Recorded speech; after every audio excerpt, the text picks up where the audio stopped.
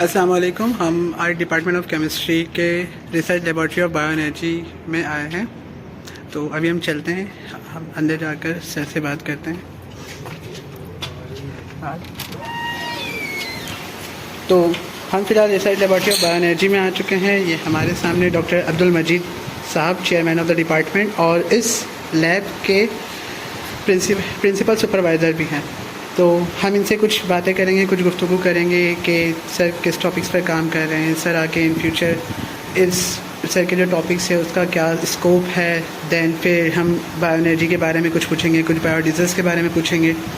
तो अस्सलाम वालेकुम सर। सर, तो आप इस लैब में कितने अरसे से हैं सर? मुझे तकरीबन 18 साल हो गए इस लैब में। माशाअल्लाह।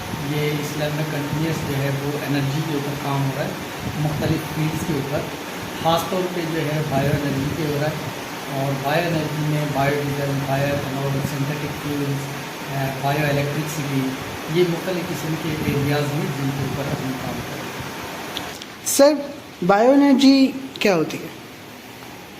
बेसिकली बायो एनर्जी एक ऐसी फील्ड है जिसमें हम एनर्जी के सोर्सेज सिर्फ बायोमास के तौर पे इस्तेमाल करते हैं। मुख्तलिफ बायोमास सोर्सेज लिविंग सोर्सेज से, यानी प्लांट्स भी हो सकते हैं, एनिमल्स भी हो सकते हैं, माइक्रो ऑर्गेनिज्म, उनका जो बायोमास होता है उसको एज आ एनर्जी सोर्स इस्तेमाल करते हैं। इस वजह से इसको बायो एनर्जी कहते हैं। सर, हम इन्हें किन किन चीज़ों से बना सकते हैं? हाँ, प्लांट्स से बना सकते हैं, एनिमल्स से बना सकते हैं। जैसे फॉर एग्जांपल बायोडीजल हम प्लांट्स के ऑयल से बना सकते हैं।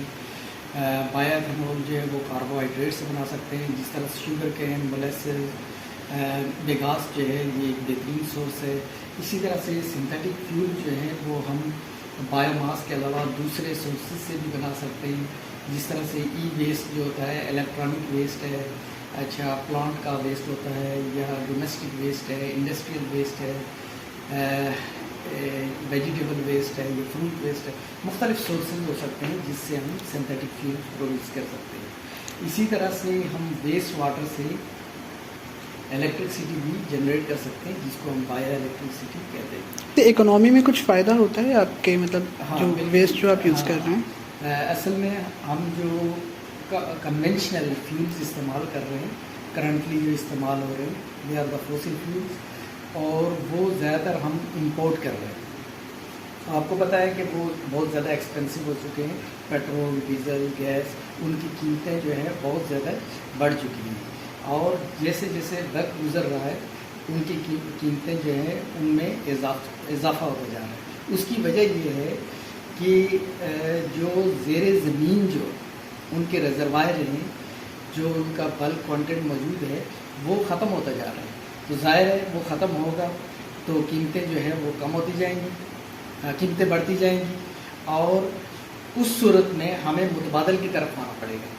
और ये जो मुतबादल है, अगर इसको हम बल्क लेवल पे प्रोड्यूस करते हैं तो डेफिनेटली इससे जो है जब हम एनर्जी जनरेट करेंगे, इस्तेमाल करेंगे, कमर्शियली इस्तेमाल करेंगे, तो इकानमी के ऊपर इसका डेफिनेटली असर पड़ेगा। इसका इस्तेमाल हो रहा है वर्ल्ड वाइड, मतलब कोई इंडस्ट्री या कोई कंट्री हाँ, अपनी सोर्स इससे यूज़ कर रही है? ब्राज़ील एक ऐसी कंट्री है जहाँ पर बायोफ्यूल्स बहुत ज़्यादा इस्तेमाल हो रहा है।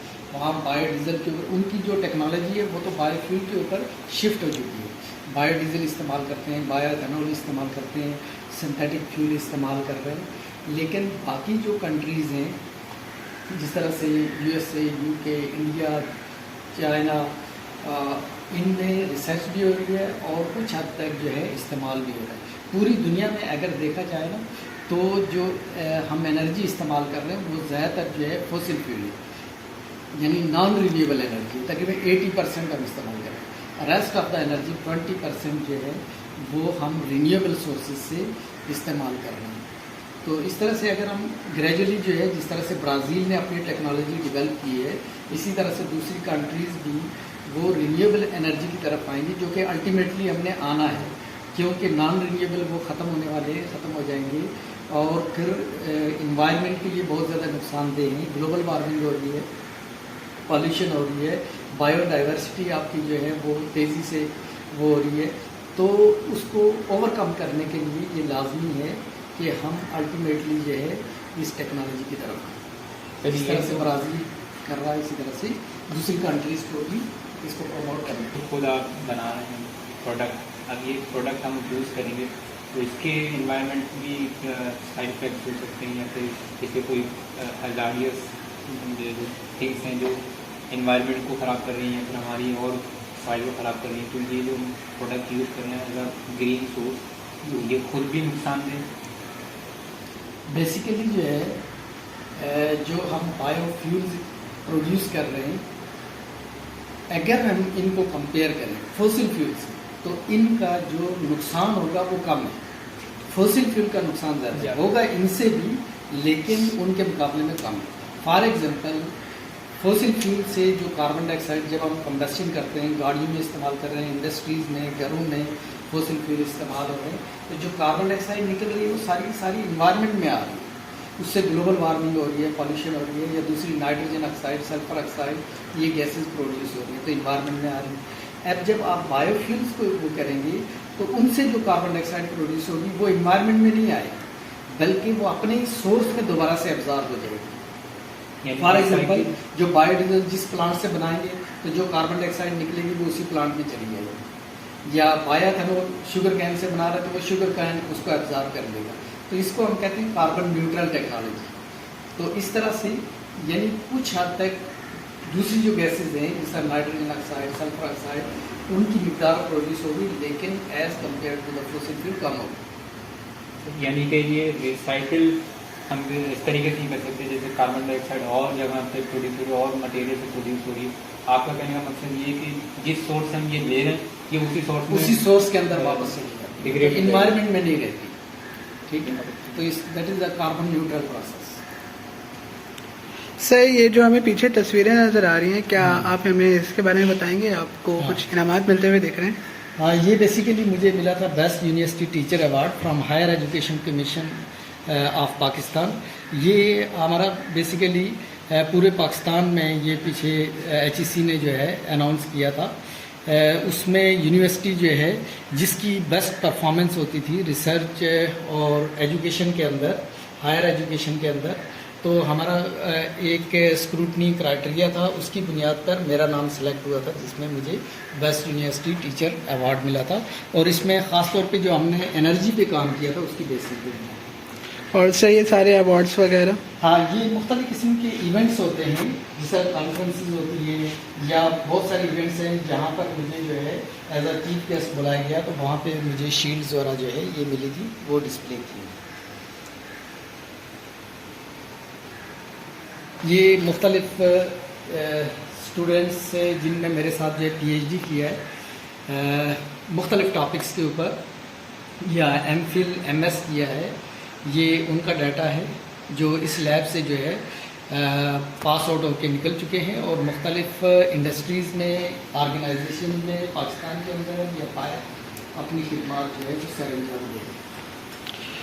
सर, आने वाले स्टूडेंट्स को किस तरीके से इनकरेज करेंगे कि आप इस रिसर्च एरिया को भी जो वो फॉलो करें और इसमें रिसर्च करें और पाकिस्तान के लिए और फिर वर्ल्ड वाइड जो है काम करें?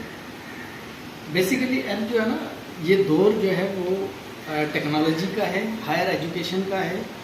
अगर हम सिर्फ अपने स्टूडेंट को बेसिक तालीम तक महदूद करेंगे तो वो उस तरीके से आगे ग्रो नहीं कर सकते, प्रमोट नहीं हो सकते, जब तक वो रिसर्च की तरफ नहीं आएंगे।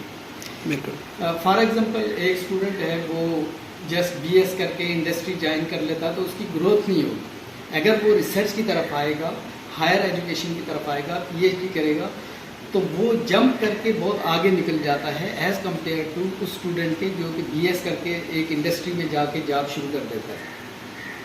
तो यूनिवर्सिटीज़ के अंदर, इंडस्ट्रीज़ के अंदर यानी सीनियर पोजीशन अगर आपने हासिल करनी है तो आप डायरेक्टली आप PhD करें। PhD करने के बाद आप बहुत सारी अपॉर्चुनिटीज़ हैं, आप पोस्ट डॉक करके और मुख्तलिफ बाहर भी और पाकिस्तान के अंदर। इस वजह से लाजमी है कि स्टूडेंट्स जो हैं वो ज़्यादा से ज़्यादा रिसर्च की तरफ आएँ।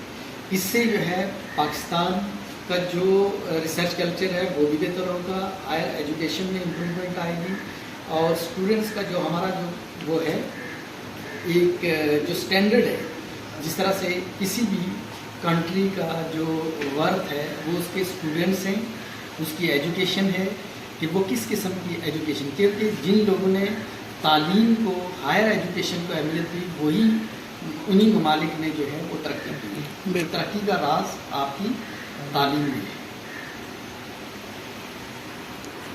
तो आज हमारे साथ डॉक्टर अब्दुल मजीद साहब, इन्होंने अपनी बहुत सारी नॉलेज हमें शेयर की, हमें बायोडीजल्स के बारे में बताया, बायोफ्यूल्स के बारे में बताया, बायो एनर्जी के बारे में बताया। दैन फिर उन्होंने हमें अपने पीएचडी स्टूडेंट्स के बारे में बताया, हमें अपने लैब की कुछ मनाजिर दिखाएं। सर आपका बेहद शुक्रिया सर। तो मिलते हैं अगली वीडियो में, उस पर सर से और डीपली डिस्कस करेंगे। तब तक के लिए अल्लाह हाफ़िज़।